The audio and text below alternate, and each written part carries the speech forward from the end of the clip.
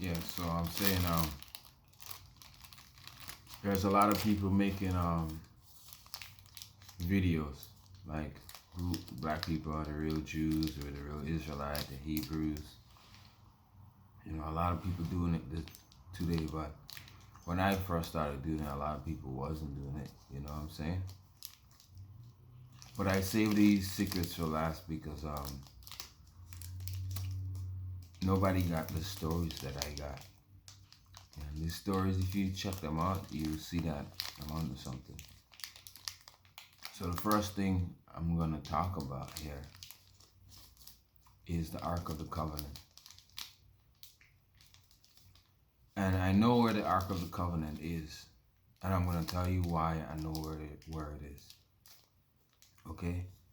The reason why I know where the Ark of the Covenant is because of the sacrifices they made in the Bible that represent the death of Jesus Christ, right? At one point, they had to sprinkle the blood of the lamb on the Ark of the Covenant for certain sins and certain things like that, right? So I'm not too sure. You're going to have to go read them by yourself. But I'm going to tell you, all these lambs they were sacrificing before Jesus was born represented Jesus. So after he died, they didn't need to sacrifice no lamb anymore, because the lamb was just a representation for the real Jesus that's supposed to come, right? So he told them, take the bread and the wine and eat the bread in remembrance of his body, and drink the wine in remembrance of his blood that was shed for them, right? But now, where was he crucified? He was crucified on a hill, right? Against the rock of the hill. There's a road on the bottom of the hill, and they pinned him on the hill, him and the other two disciples. And that hill is called Skull Hill. Till this day, it's still there. You can go to Jerusalem and you'll find it. It's called Skull Hill, right? There was a man, a white guy named Ron Wyatt, and God used this man to reveal a lot of secrets that other people wouldn't believe. But I believe these things because I read the Bible of Jerusalem getting besieged and then taken captive into Babylon, and then them building the second temple. So what I'm saying is, like, when they came for them the last time, the Ark of the Covenant was hidden somewhere. You can't a regular person can't touch it because of their sin. They will die instantly if they touch it. It's written in the Bible. Some of the people wasn't allowed to touch it, and they tried to help lift it, and they died because they touched it. Because that thing has a power in it. And besides a power in it, there's angels guarding it as well. So regular people can't touch this Ark of the Covenant. The Ark of the Covenant is below Skull Hill, right where Jesus Christ was crucified. Jesus Christ was crucified, pinned against the hill, and his blood dripped from his body into the ground and made it all the way onto the Ark of the Covenant. This is my belief. It might not be true, but I really believe this thing. And I really believe that's what happened. The prophet hid the Ark of the Covenant below Skull Hill, under the commands of God. That's what I'm thinking. And after he hid it, because they have a network of tunnels from the holies of holies to the rest of Jerusalem, right? There's a whole network of tunnels below Jerusalem. It's spoken of in the scripture. One prophet used it to escape Jerusalem when it was besieged, Jeremiah. And then they caught Jeremiah on his way when he was going down to Egypt or something, the Ishmaelites, and they tortured him to death. That's what they did to him. Like they killed him for fun. That's what they wrote in the book. But I know what they tortured him. And this is one of my favorite prophets. So when I heard that happen to him, I was really angry, you know. But I'm only angry because I wanted to be a prophet. And God is I fear God, you know. He let all this shit happen to you and he judges your enemy, you know. But I'm mad because I would rather kill them than have them kill me, you know. Like I would rather Jeremiah kill the both of them or the three of them, whoever came in contact with him, rather than he getting killed, you know. But it is what it is, and I can't be angry about things. Like God is in control. So, but it does upset me when they killing God's prophet for fun. But anyways, Jeremiah used those passageways to escape. He had to, because Jerusalem was being besieged or something, and he totally escaped the fire. He got out. So I'm thinking there's a cave network all the ways from where the Rock of the Dome is today. That's what's below the Rock of the Dome. A network of tunnels. There's an entrance there that leads to the rest of the tunnel below Jerusalem. We all know this from Ron Wyatt. Went down there and they found the location of the Ark of the Covenant, but you can't touch it and you can't take a video of it because the angels will blur out the camera. It happened to me before. I tried to make videos of spiritual situation and it was just blurred out. At one point I took a picture. I had this feeling like after maybe I shouldn't talk about it, but someone died close to me, and like I had this strong spiritual feeling. I felt like I was half here in this reality, and I was like in the spiritual reality as well. Like I was in dual reality. I felt like something was happening, like someone was doing black magic to me, or some how God's trying to talk to me or something. But that feeling was so strong. I even went to the temple and prayed over it because I was still like kind of a Mormon kind of thing. But what happened was like, I went to McDonald's and I took a picture, and behind me there was this a light in the figure of a person, but that person wasn't there. You couldn't see them with your eye. You can't see that light with your eye, but the phone camera picked it up. The reason why I'm mentioning this, because they obviously want me to know that their presence is there. Like maybe they was trying to protect me and my feelings through that situation of somebody close to me died, you know. But there was something close to me. I took a picture and I saw the light, the figure, but it was light, pure light. I couldn't see with my eye though. I just took a picture of myself and it was behind me. So, I know. So I'm just saying like,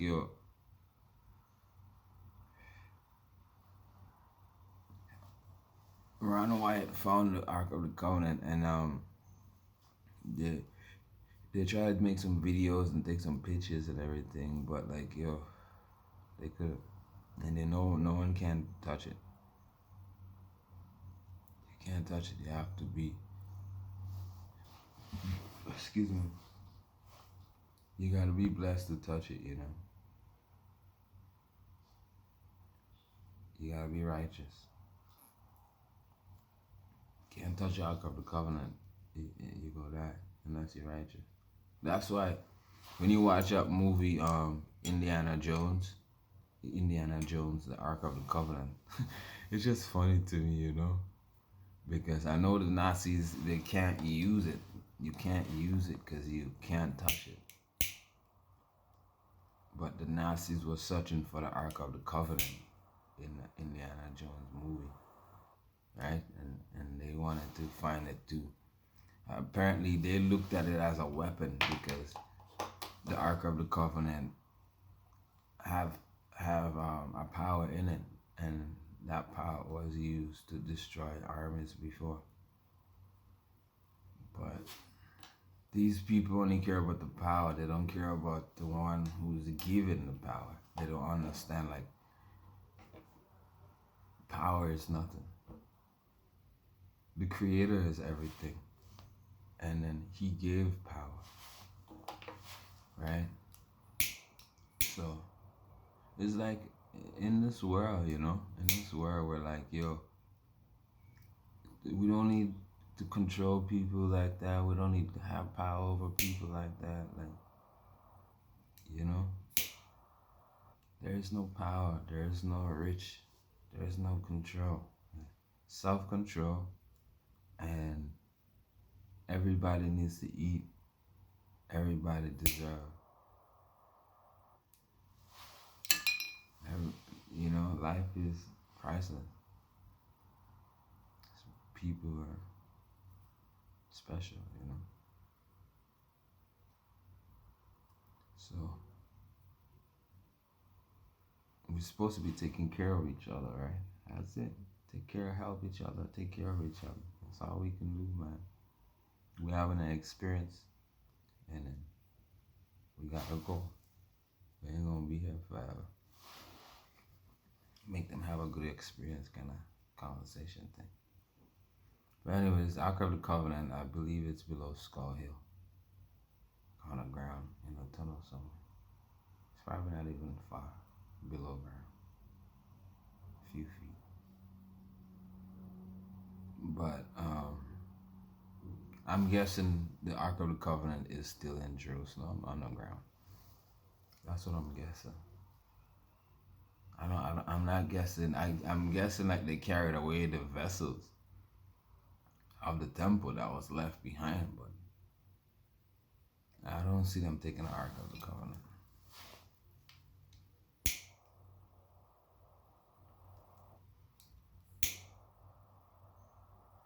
So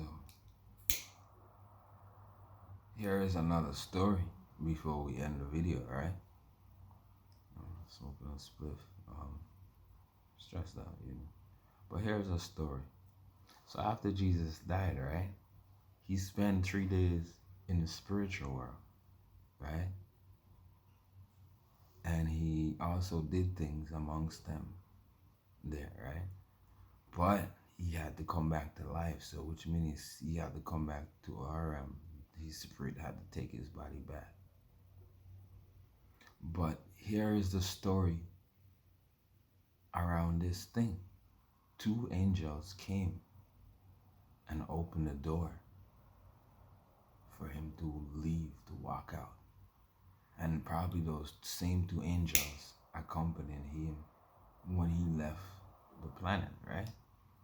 So what happened is the Romans put a big stone in front of the door and sealed it with a big piece of metal so people can't move the stone, so they can't lie and say Jesus is resurrected, because they heard he was going to resurrect on the 3rd day. But they didn't believe he actually had the power. They believed he was going to frame it somehow. He's just going to make it up. So they locked the 2. And at the bottom, they have this groove that locks the wheel in, and they have a metal at the top. What happened, the Bible, it says the angel came and rolled the stone back and sat on it, right? So the stone that the angel rolled back was on the ground there for thousands of years. Thousands of years. Right in front of that place, they turned it into a garbage dump.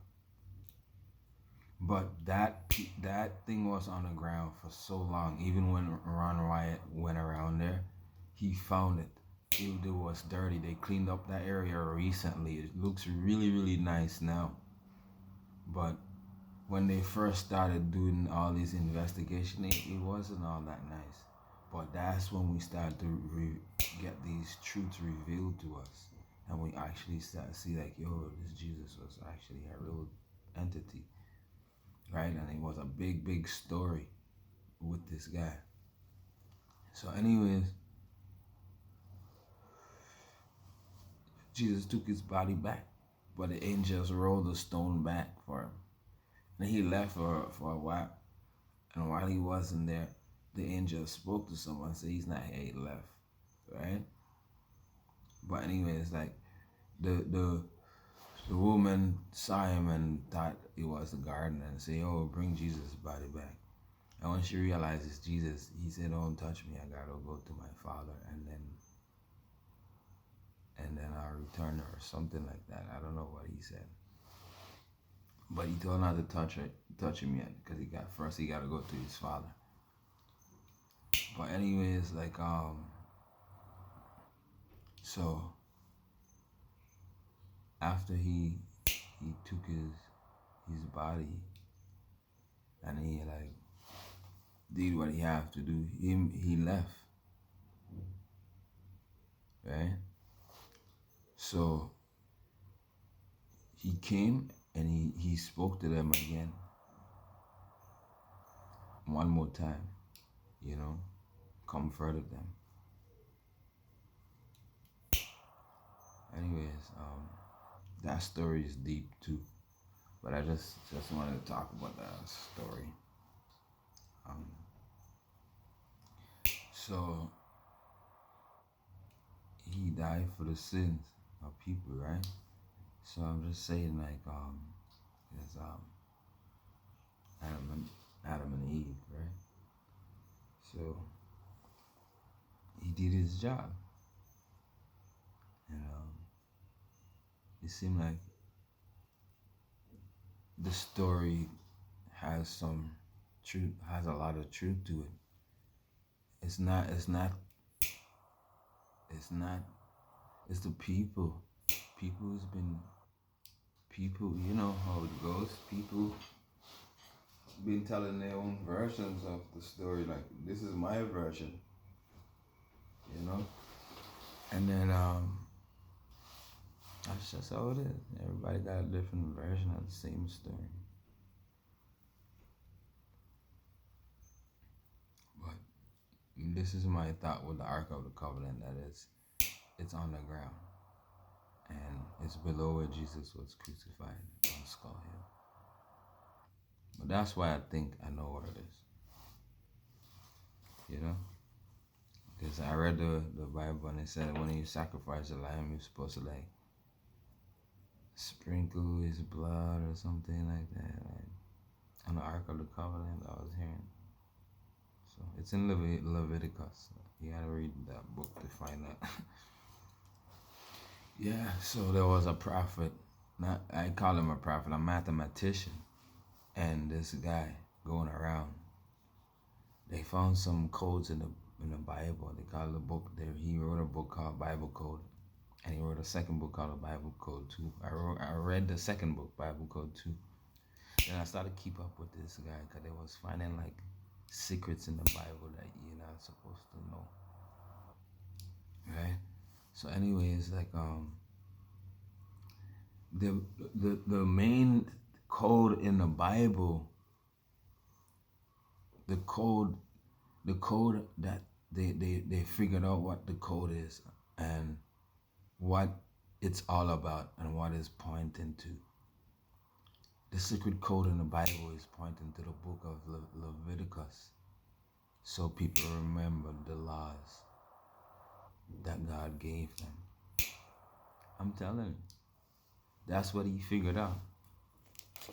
So it's pointing, the name of God is pointing towards Leviticus from Genesis and Exodus. And from the other two books after Leviticus, it's pointing towards Leviticus.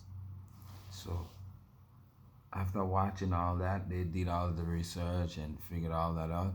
I put two and two together and said, yeah, God wants us to remember Leviticus.